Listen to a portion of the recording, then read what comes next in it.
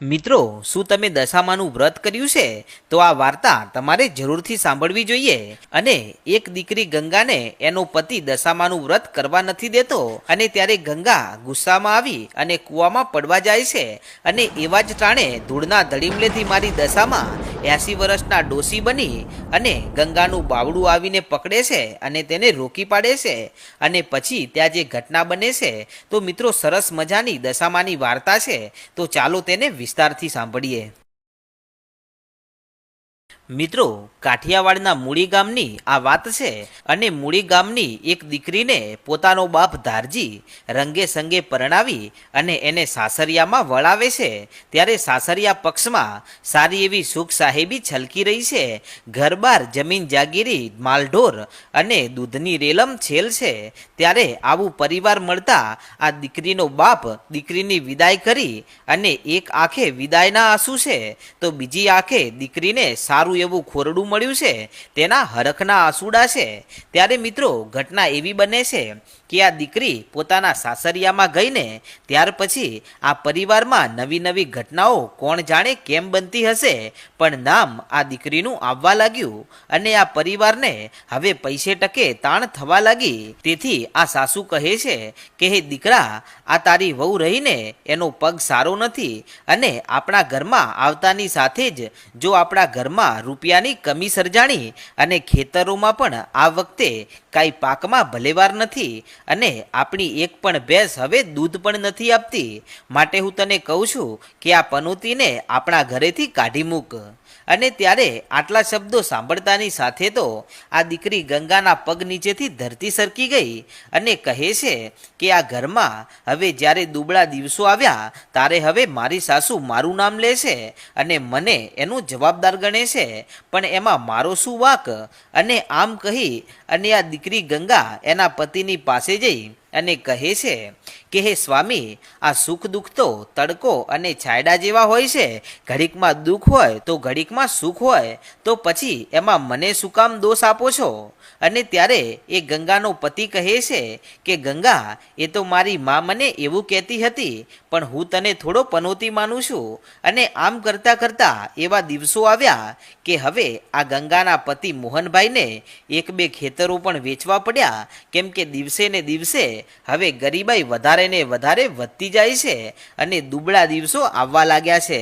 તેથી ફરી મોહનભાઈની માં આવી અને કહે છે કે દીકરા, જ્યારે હું આ ઘરમાં પરણીને આવીને ત્યારે માલઢોર અને ખેતર અને ખોરડા વધતા જતા હતા, અને હવે એક એક કરી અને ઓછા થતા જાય છે. માટે હજી પણ સમય છે, અને સમયસર તારી આ પનોતી પત્નીને કાઢી મૂકે તો સારું છે, નહીતર થોડા જ દિવસોમાં આપણે આ ગામની શેરીઓમાં ભીખ માગતા જોવા મળીશું. તેથી મોહનભાઈ કંટાળી ગયા અને એમની માને તો કાંઈ બોલી ના શક્યા, પણ ઘરેથી ચાલી અને પહોંચે છે ગામમાં અને તેમના મિત્રો પાસે જઈ અને થોડી વાર બેસે છે.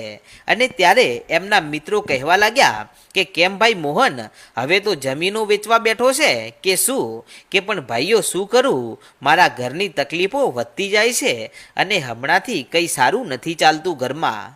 અને ત્યારે મોહનભાઈના મિત્રો કહે છે કે મોહન, તને ખોટું ના લાગે તો એક વાત કહું? કે હા ભાઈ બોલો. કે જ્યારથી તું લગ્ન કરીને આવ્યો છે ને ત્યારથી જ તારી હાલત આમ ખરાબ ને ખરાબ થતી જાય છે, અને અમને તો લાગે છે કે તારી પત્નીનો પગ સારો નથી. એનો પગ તારા ઘરમાં પડ્યો ને એના પછી તારી બરબાદીના દિવસો અમને જોવા મળ્યા છે. અને ત્યારે આટલી વાત સાંભળતાની સાથે તો હવે આ મોહનભાઈ પણ માની બેઠા કે આજે તો હવે મારી પત્નીને ઘરમાંથી બહાર કાઢી જ મૂકવી છે, કેમ કે કદાચ મારી પત્ની ખોટું બોલતી હોય પણ આ ગામ લોકો અને બધા તો ખોટું ના કહેતા હોય, અને આજે તો મારી પત્નીને હવે ઘરે રહેવા નથી દેવી. અને આમ મોહનભાઈ ત્યાં મિત્રોની પાસે બેઠા બેઠા આવા વિચારે ચડ્યા છે. ત્યારે આ બાજુ ગંગા પણ પોતાના ઘરની બહાર આંગણામાં આવી અને ખૂબ જ દુઃખી થઈ અને મનમાં ને મનમાં વિચાર કરે છે કે હવે શું કરું તો મારો પરિવાર બચી જાય. અને એવા જ ટાણે તેની નજર ગામની દીકરીઓ ઉપર પડે છે. તો ગામની દીકરીઓનું એક ટોળું તળાવમાંથી ચીકણી માટી લઈ અને માથે ઉપાડી અને જતી હોય છે. ત્યારે આ ગંગા એ દીકરીઓની પાસે જઈ અને કહે છે કે બહેનો, તમે આ માટી લઈને ક્યાં જાઓ છો?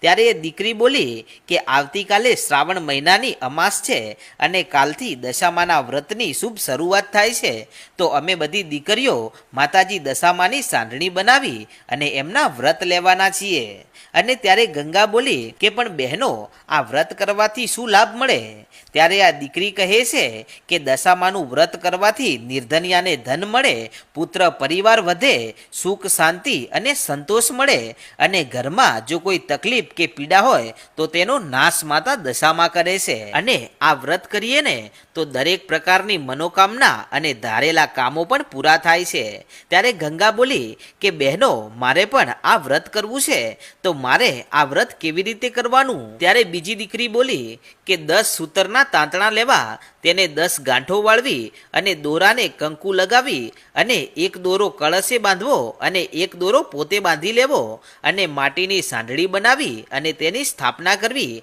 અને દશામાનો દીવો કરવો અને પ્રાર્થના કરવી અને 10 દિવસ નકોડા ઉપવાસ કરવા અથવા એકટાણું કરવું કે ભલે બહેનો, હું પણ અત્યારે જ તળાવમાંથી માટી લાવીશ અને માતાજીની સાંઢળી બનાવું છું અને આ વ્રત કરવું છે. આમ કહી અને ગંગા તો તળાવના કાંઠે પહોંચી અને માટીને ઘરે લઈને આવે છે. અને હજી તો ઓરડામાં પગ મૂકે ને એ પહેલા તો તેનો પતિ મોહનભાઈ તેને બાવડેથી પકડી અને બહાર કાઢે છે કે ગંગા, હવે તારે આ ઘરમાં રહેવાની કોઈ જરૂર નથી અને આ ઘરમાં તારી કોઈ જગ્યા નથી અને હવે તું તારા બાપના ઘરે ચાલી જા. અને ત્યારે ગંગા રડવા લાગી કે સ્વામી, આ તમે શું કહો છો? અરે જુઓ, આપણા ઘરની પરિસ્થિતિ સુધરે ને એ માટે હું માટી લાવી છું અને 10 દિવસ હું દશામાના વ્રત કરવા માંગુ છું, જેથી આપણા ઘરની પરિસ્થિતિ સારી થઈ જાય. પણ આજે તો આ મોહનભાઈના મગજમાં બધાએ ઝેર ઘોડી દીધું છે અને હવે તે ઉકળી રહ્યું છે.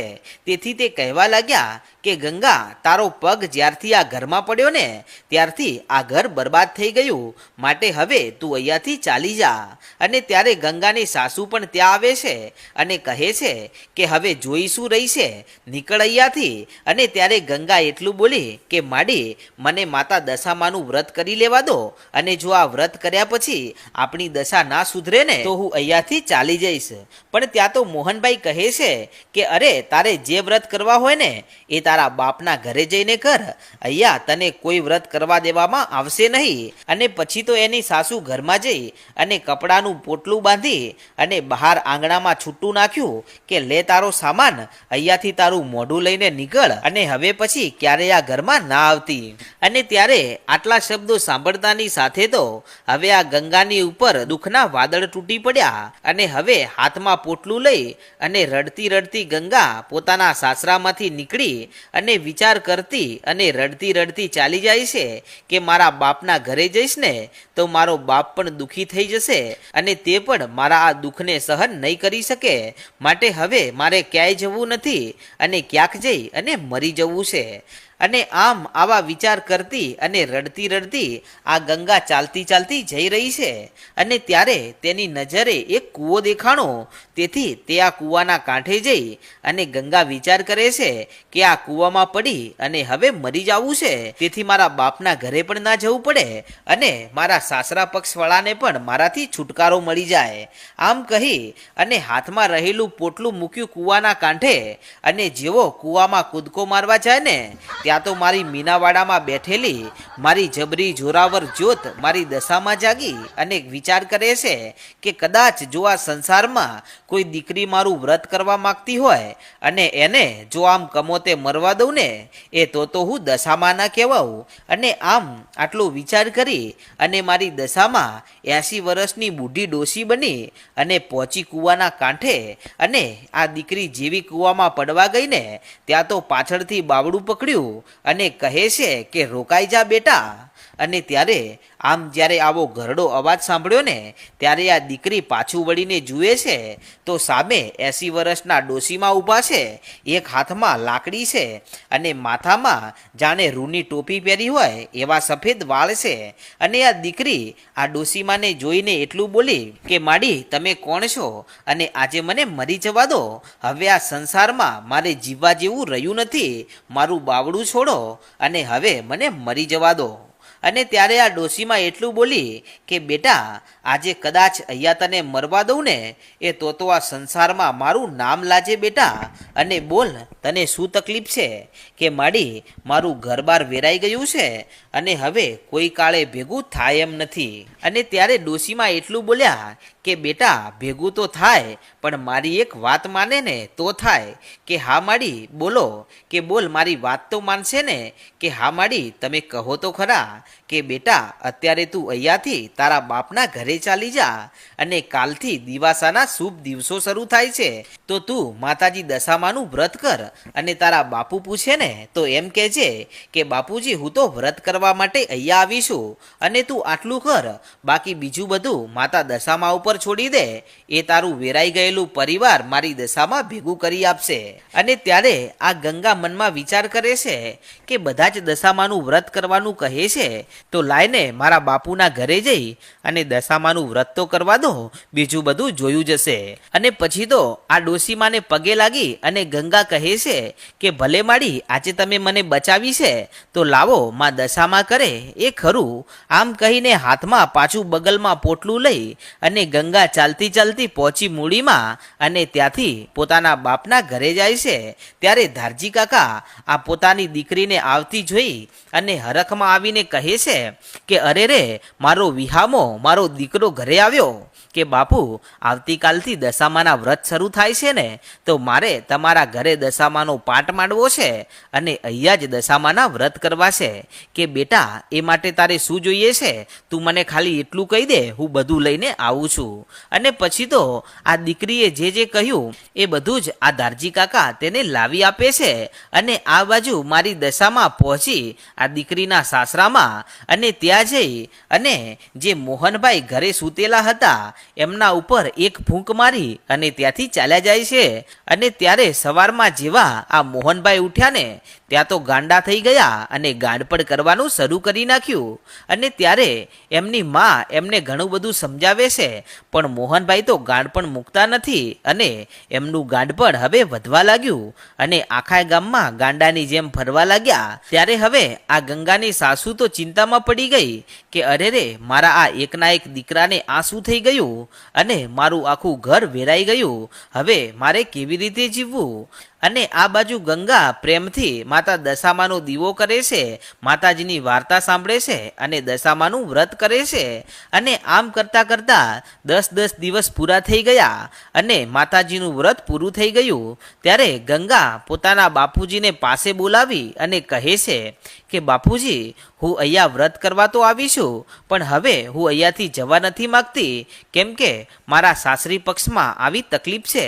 અને આમ કહી અને ગંગાએ પોતાના બાપુને બધી વાત કહી અને પોતે રડી પડી. ત્યારે એ બાપ કહેવા લાગ્યો કે બેટા એમાં તારે રડવાની કોઈ જરૂર નથી અને જ્યાં સુધી આ તારો બાપ જીવે છે ને ત્યાં સુધી તારી રક્ષા કરશે અને તારી બધી જવાબદારીઓ પૂરી કરશે. અને આમ પછી તો ગંગા પોતાના બાપુના ઘરે રહેવા લાગી અને આ બાજુ મોહનભાઈ ગાંડાની જેમ આખા ગામમાં ફરે છે અને એમનું ગાંડ પણ મટતું નથી. અને આમ કરતાં કરતાં એક દિવસ ગંગાને ખબર પડે છે કે મોહનભાઈનું મગજ ભમી ગયું છે અને તેઓ ગાંડા થઈ ગયા છે.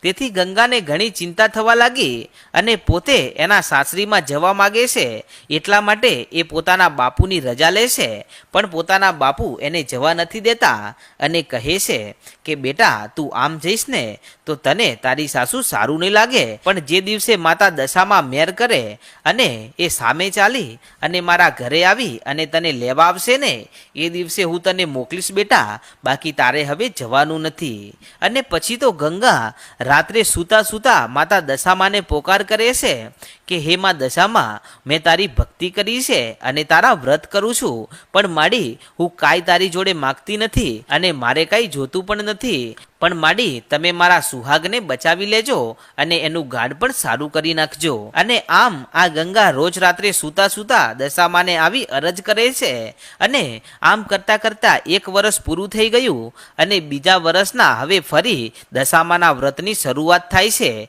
ત્યારે પહેલા જ દિવસે જ્યારે ગંગા દશામાની આરતી ઉતારતી હોય છે ત્યારે આરતી કરતાં કરતાં તે રડી પડે છે અને રડતા રડતા માતા દશામાને કહે છે કે માડી મારા સ્વામીનું સારું કરજો, એનું ગાઢ પણ મટાડી દેજો.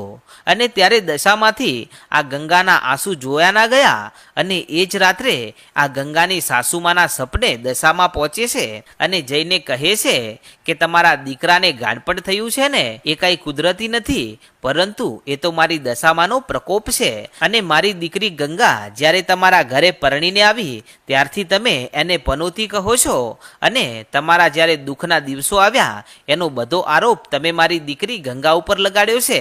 અને જ્યારે મારી દીકરી ગંગા અહીંયા મારા વ્રત કરવા આવી હતી ત્યારે તમે એને મારીને કાઢી મૂકી હતી અને એમ કહ્યું હતું કે હવે આજ પછી ક્યારે આ ઘરમાં તારો પગ ના મૂકતી. અને તમે જો મારી દશામાનું વ્રત અહીંયા કરવા દીધું હોત ને તો તમારા દુબળા દિવસો ચાલ્યા જવાના હતા, પણ તમે મારું અપમાન કર્યું અને ઉપરથી ગંગાને મારું વ્રત પણ નહોતું કરવા દીધું, અને એટલા માટે તમારો દીકરો ગાંડો થઈ ગયો છે. અને આજે હું ગંગાના આંસુ જોઈ ના શકી, એટલા માટે તમારા ઘરે આવીને કહું છું કે તમે અને તમારો દીકરો જઈ અને ગંગાને કગરી પડો તો તમારો દીકરો ગાંડપણમાંથી સાજો થઈ જશે. અને ત્યાં 10 દિવસ વ્રત પૂરા કરી અને ગંગાને અહીંયા તેડી લાવો અને બીજા 3 વર્ષ અહીંયા તેના વ્રત પૂરા કરાવો અને મારું વ્રત ઉજવો તો તમારા ઘરમાં લીલા લહેર થઈ જશે.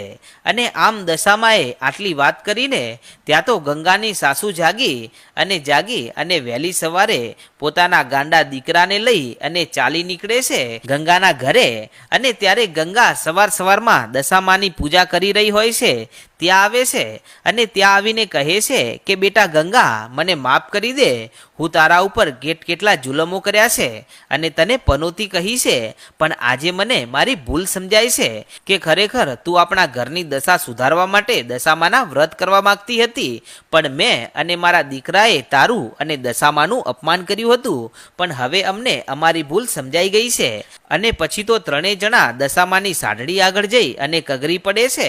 અને એટલામાં તો ત્યાં ગંગાના બાપુ આવે છે અને કહે છે કે વાહ મારી દશામાં, તારી લીલા તો અપરંપાર છે. અને હું રોજ રાત્રે તને એટલી અરજ કરતો હતો કે મારી દીકરી ગંગાને તેડવા માટે એના સાસરિયા પક્ષ તરફથી તેઓ સામેથી ચાલીને આવે, તો આજે તો તે મારી મનની ઈચ્છા પૂરી કરી નાખી. અને પછી તો ગંગાએ જેવી આરતી પૂરી કરી અને તેના ગાંડા પતિને આરતી આપીને ત્યાં તો મોહનભાઈ સાજા થઈ ગયા. અને પછી તો મારી દશામાની કૃપાથી એમનું પરિવાર સુખ શાંતિથી ચાલવા લાગ્યું. અને આમ 10 દિવસ માતાજીના વ્રત પૂરા કરી અને ગંગાને પાછા તેઓ પોતાના ઘરે લઈ જાય છે. અને પછી તો તેમની જે વેચાઈ ગયેલી જમીનો પણ પાછી મળવા લાગી અને પછી તો આવક બમણી થવા લાગી. અને આમ પછી તો ગંગાએ પોતાના સાસરિયામાં 5 વર્ષ આ વ્રતને પૂરું કરી અને બ્રાહ્મણોને દક્ષિણા આપી અને ગામની કુવાસીઓને જમાડી અને આ વ્રતનું ઉજવણું કર્યું. અને આમ માતાજીના પ્રતાપથી સુખ શાંતિ અને સંતોષમાં તેઓ રહેવા લાગ્યા. તો મિત્રો, માં દશામાં જેવા ગંગા અને મોહનભાઈને ફળ્યા ને એવા સર્વેને ફળજો. અને વ્રત કરનાર, વાર્તા લખનાર અને વાંચનાર સર્વેને માં દશામાં દશા સુધારજો અને સુખ શાંતિ અને સમૃદ્ધિ આપજો.